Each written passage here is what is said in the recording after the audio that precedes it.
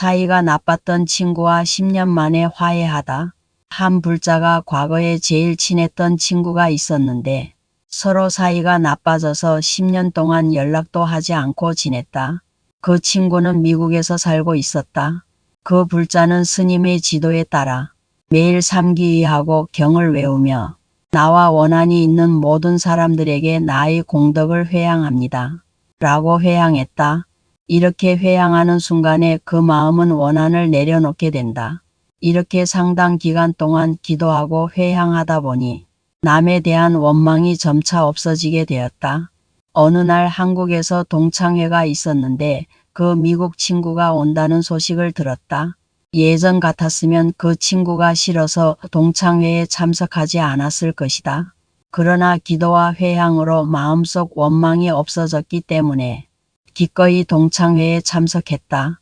동창회에서 그 친구와 이야기를 나누다가 제3자의 이간질에 의해서 둘의 사이가 나빠졌다는 것을 알게 되었다. 오해를 풀고 화해하고 나서는 지금은 서로 잘 지내고 있다.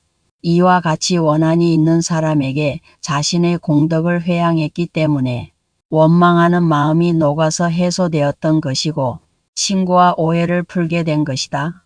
악연으로 고통을 겪는 사람들은 상대를 원망하기보다는 오히려 공덕을 짓고 기도할 때 그 공덕을 자신과 원한이 있는 이들에게 회양해 줌으로써 그 악연을 풀 수 있다는 것을 잘 알아두시기 바랍니다. 혹시 오랫동안 일부러 좀 외면하고 있는 사람 있지 않으세요? 한때는 진짜 친했는데 뭐 사소한 일로 틀어져서 어느덧 10년 넘게 연락이 끊겨버린 그런 친구 말이에요. 오늘은 바로 그런 꽉 막힌 관계를 아주 예상치 못한 방법으로 풀어낸 한 사람의 이야기가 담긴 자료를 같이 좀 뜯어보려고 합니다. 네, 저희가 오늘 볼 자료가 사이가 나빴던 친구와 10년 만에 화해하다라는 제목의 짧은 수필인데요. 한 불자분이 10년간 정말 등 돌리고 지냈던 가장 친한 친구랑 다시 만나게 된 그 개인적인 경험이 아주 담담하게 기록되어 있죠. 네, 그래서 오늘 저희의 미션은 이 이야기의 주인공이 실천했다는 그 독특한 마음 수행의 정체가 대체 뭔지, 그리고 그게 어떤 원리로 한 사람의 내면을 바꾸고 결국에는 그 10년짜리 관계까지 회복시켰는지 그 과정을 한번 제대로 파헤쳐보는 겁니다. 이게 단순히 마음을 곱게 먹으니까 다 잘 풀렸다. 뭐 이런 식의 뻔한 결론이 아니라 그 이면에 숨어있는 심리적인 메커니즘까지 들여다보는 게 중요하겠죠. 맞습니다. 자, 그럼 10년 전으로 한번 돌아가 볼까요? 두 친구에게 대체 무슨 일이 있었는지, 이 글의 주인공에게는 뭐 세상 누구보다 가까웠던 친구가 있었다고 해요. 그런데 어떤 일 때문에 사이가 완전히 틀어져 버렸고 무려 10년 동안이나 연락을 끊고 지냈다는 거죠. 여기서 눈여겨볼 디테일이 하나 있어요. 그 친구가 미국에 살고 있었다는 점이에요. 이건 그냥 연락 안 하는 사이를 넘어선 거죠. 마음의 거리에다가 이 물리적인 거리까지 더해진 거니까요.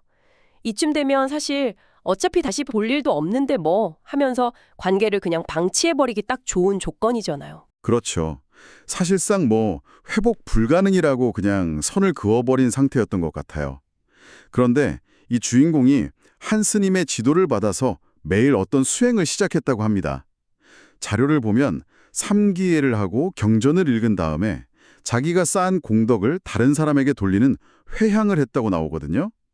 여기서 삼귀회나 공덕 이런 단어들이 조금 낯설게 들리실 수도 있을 것 같아요. 네, 요거 간단하게만 짚고 넘어가면 좋을 것 같은데 삼귀회는 불교 수행의 가장 기초적인 마음가짐 설정이라고 볼 수 있어요. 나는 부처님과 그 가르침, 그리고 그 길을 함께 가는 공동체의 의지에서 나아가겠다라고 스스로 방향을 딱 정하는 거죠. 등산 시작하기 전에 나는 이 이정표를 믿고 정상을 향해 가겠다고 다짐하는 것처럼요? 네, 아주 정확한 비유입니다. 일종의 내비게이션 목적지 설정 같은 거죠. 그렇군요. 그럼 공덕은요? 저희가 흔히 공덕을 쌓는다고 하는데 그냥 좋은 에너지 정도로 이해하면 될까요? 좋은 에너지, 그것도 맞는데 조금 더 정확히는 건강한 행동과 마음가짐을 통해서 내 안에 쌓이는 긍정적인 힘이라고 할 수 있습니다.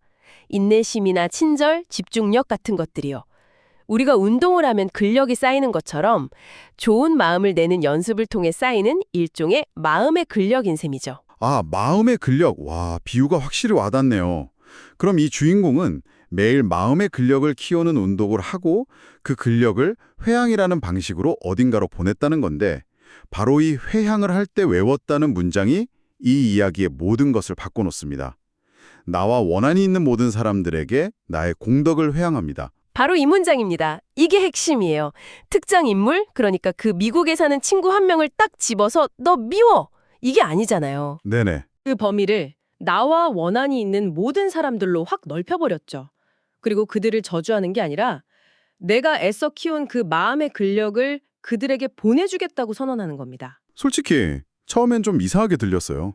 아니, 나를 힘들게 한 사람인데 왜 내가 가진 가장 좋은 걸 그 사람한테 줘야 하죠? 그 사람이 잘 되길 바라는 것도 아닐 텐데 이건 좀 뭐랄까 위선적인 행동처럼 느껴지기도 하는데요. 굉장히 날카로운 질문입니다. 실제로 많은 분들이 바로 그 지점에서 저항감을 느끼죠. 내가 왜? 라는 생각이 드는 게 당연합니다. 그런데 이 수행의 진짜 목적은요, 상대방을 위한 게 아니에요. 상대방을 위한 게 아니라고요? 네, 바로 나 자신을 위한 겁니다. 자료에도 이렇게 회양하는 순간에 그 마음은 원한을 내려놓게 된다는 구절이 딱 나와요. 행위의 결과가 아니라 그 행위를 하는 그 순간에 변화가 일어난다. 이런 거군요. 정확합니다. 이게 심리학적으로도 아주 흥미로운 지점이에요. 첫째로 인지부조화 이론으로 설명할 수 있거든요. 인지부조화요? 네, 내 머릿속에는 나는 저 사람이 밉다는 생각, 즉 인지가 있는데 입으로는 이 좋은 것을 너에게 보낸다라는 행동을 매일 반복하는 거죠. 이 둘 사이에 모순, 부조화가 발생하면 뇌는 굉장히 불편해합니다. 그래서 이 불편함을 해소하려고 둘 중 하나를 바꾸려고 하죠. 근데 행동은 매일 반복하고 있으니 바꾸기 어렵고 결국 바꾸기 쉬운 쪽은 생각이거든요. 죽도록 밉다는 생각이 뭐 그렇게까지 미워할 일은 아닐지도 라는 식으로 서서히 배워가는 겁니다. 내 생각과 행동을 일치시키려고 결국 생각이 행동을 따라가는 거군요. 그렇죠. 또 다른 관점은 탈중심화 효과라는 게 있어요. 탈중심화요. 네. 우리가 누군가를 미워할 때 그 사람에 대한 생각과 그 분노에 온통 사로잡히게 되잖아요. 이걸 반추, 그러니까 되새김질이라고 하거든요. 이 회항이라는 행위는 그 끝없는 미움의 되새김질에서 잠시 빠져나와서 나는 지금 이 사람에게 좋은 마음을 보내고 있다는 새로운 생각으로 의식의 초점을 강제로 전환시키는 역할을 합니다. 미움이라는 감정에 막 빠져서 허우적대는 대신에 그 감정을 한 발짝 떨어져서 보게 만든다. 이런 거군요. 맞습니다. 감정이랑 싸우는 게 아니라 감정이라는 손님이 잠시 머물다 갈 수 있도록 내 마음의 방을 더 넓히는 것에 가깝죠. 물론 자료에서도 강조하듯이 이게 한두 번으로 되는 마법은 아니에요. 네, 그렇죠. 상당 기간 동안 기도하고 회양하다 보니 남에 대한 원망이 점차 없어지게 되었다고 하죠. 상당 기간, 그리고 점차. 이 부사들이 이 과정의 핵심입니다. 꾸준한 반복. 네, 꾸준한 반복을 통해서 미움으로 향하던 뇌의 경로 대신에 연민이나 평온으로 향하는 새로운 신경 경로를 만드는 거예요. 일종의 뇌 훈련인 셈이죠. 그렇게 매일같이 원망을 녹여내는 훈련을 하던 어느 날 드디어 이야기에 균열이 생기기 시작합니다. 한국에서 동창회가 열린다는 소식을 들은 거예요. 심지어 미국에서는 그 친구가 온다는 소식까지 함께요. 와, 10년 만에 원수와 마주칠 수도 있는 상황이 닥친 거죠. 보통 이런 상황이면 머릿속이 정말 복잡해지죠. 가야 하나 말아야 하나, 가서 아는 척을 해야 하나 말아야 하나, 아마 엄청난 내적 갈등을 겪었을 겁니다. 그렇죠. 그리고 예전의 주인공이었다면 답은 정해져 있었을 거예요. 자료에 아주 단호하게 쓰여 있거든요. 예전 같았으면 그 친구가 싫어서 동창회에 참석하지 않았을 것이다. 이게 그의 기본값이었습니다. 그 친구가 있는 자리는 무조건 피하고 봤던 거죠. 하지만 이번에는 달랐습니다. 자료를 보면 그의 행동이 180도 바뀌어 있어요. 기도와 회양으로 마음속 원망이 없어졌기 때문에 기꺼이 동청회에 참석했다. 여기서 가장 중요한 단어는 바로 기꺼이입니다. 맞아요. 어쩔 수 없이나 마지못해가 아니라 기꺼이 갔다는 건 마음에 아무런 거리낌이 없었다는 뜻이니까요. 이건 정말 놀라운 변화 아닌가요? 이게 바로 내면의 변화가 외부의 행동으로 드러난 첫 번째 증거라고 할 수 있습니다.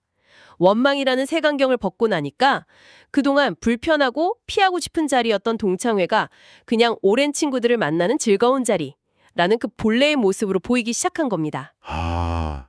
더 이상 그 친구의 존재가 동창회 참석 여부를 결정하는 변수가 되지 못한 거죠. 그러네요. 그러니까 화해를 하려고 동창회에 간 게 아니군요. 그냥 내 마음이 편해져서 동창회에 갔는데 우연히 그 친구가 거기 있었던 거네요. 순서가 완전히 다르네요. 바로 그 지점이 핵심입니다. 많은 사람들이 관계 개선을 위해서 상대를 설득하거나 상황을 바꾸려는 외부적인 노력부터 시작하잖아요. 네, 그렇죠. 보통 그렇게 하죠. 근데 내 마음이 전쟁터인데 어떻게 밖에서 평화 협상을 할 수 있겠어요? 이 이야기는 내 마음의 평화가 먼저 찾아올 때 외부의 상황을 마주할 힘이 생기고 그때 비로소 관계 개선의 기회가 자연스럽게 따라온다는 걸 명확히 보여주는 거죠. 그렇게 그는 동창회에 갔고 드디어 10년 만에 그 친구와 얼굴을 마주하게 됩니다. 와, 상상만 해도 진짜 숨막히는 순간인데요. 그 어색한 침묵 속에서 어떻게 대화가 시작됐을지 정말 궁금해요. 자료에 그 장면이 자세히 나와 있진 않죠. 그렇지는 않아요. 하지만 우리가 충분히 추측해 볼 수는 있습니다. 만약 주인공 마음속에 여전히 원망의 앙금이 남아있었다면 아마 대화는 너 그때 왜 그랬냐는 식의 비난이나 원망으로 시작됐을 가능성이 높아요. 아, 그럼 상대방도 방어적으로 나오면서 또 다른 오해만 쌓였겠네요. 그렇죠. 하지만 주인공은 이미 마음이 평온한 상태였으니까 아마 그냥 담담하게 오랜만이다, 잘 지냈어? 정도로 시작하지 않았을까요? 그럴 가능성이 아주 높죠. 바로 그 평온함, 어떤 공격성도 없는 그 태도가 상대방으로 하여금 마음을 열고 이야기할 수 있는 안전한 공간을 만들어줬을 겁니다. 그리고 바로 그 안전한 공간에서 10년 동안 묻혀있던 진실이 드디어 모습을 드러냅니다. 아, 두 사람 사이를 갈라놓은 것이 서로의 잘못이 아니라 제3자의 이간질 때문이었다는 그 충격적인 사실 말이죠. 와, 정말 영화 같은 반전이에요. 10년 동안 서로를 미워하면서 낭비했던 그 시간이 사실은 다른 누군가의 악의적인 말 한마디에서 시작됐다는 거잖아요. 얼마나 허무합니까? 그런데 여기서 다시 한번 생각해 봐야 해요. 만약 그가 그 마음 수행을 하지 않았다면 어떻게 됐을까요? 동창회에 가지 않았을 거고. 그렇죠. 동창회에 안 갔을 거고 이 진실을 영원히 모른 채 그 친구를 계속 원망하면서 살았겠죠. 어쩌면 그 이간질한 제3자의 의도대로 평생을 살아갔을지도 모릅니다. 그러네요.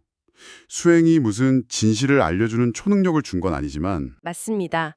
수행은 진실 그 자체를 보여준 게 아니라 진실을 마주할 수 있는 마음의 상태를 만들어준 겁니다.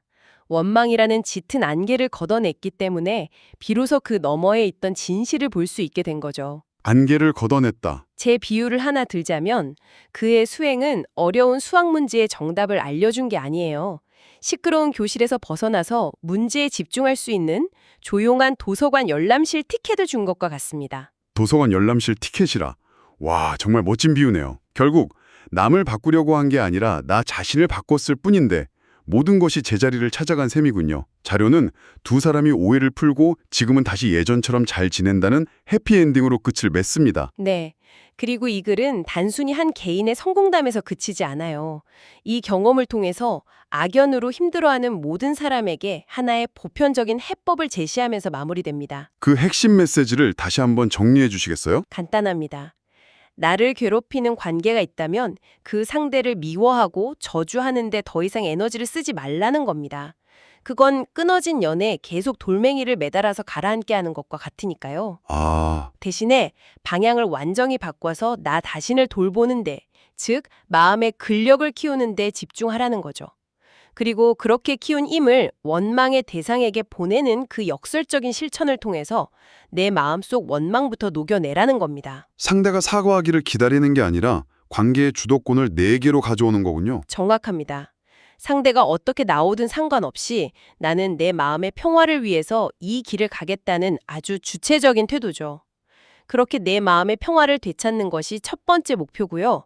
관계 회복은 그 과정에서 따라올 수도 있는 뭐랄까 놀라운 보너스 같은 거죠. 오늘 10년간 묵혀둔 원망에서 시작해서 공덕을 회양한다는 독특한 마음 훈련을 통해 친구와 극적으로 화해하기까지의 과정을 깊이 들여다봤습니다.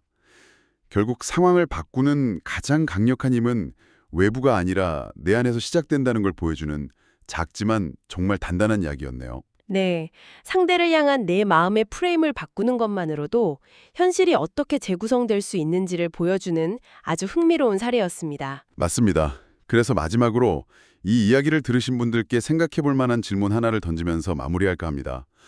꼭 이런 종교적인 수행이 아니더라도 지금 나를 불편하게 하는 누군가가 문득 떠올랐을 때 습관적으로 비난이나 원망의 화살을 쏘는 대신에 의식적으로 아주 잠깐, 단 1초라도 그 사람을 향해서 긍정적인 마음을 보내보는 건 어떨까요?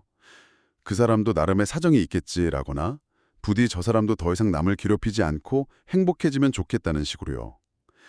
그 1초의 멈춤과 방향 전환이 당장은 아니더라도 언젠가 당신의 마음에 그리고 어쩌면 그 관계에 어떤 작은 변화의 씨앗을 심게 될 수 있을까요?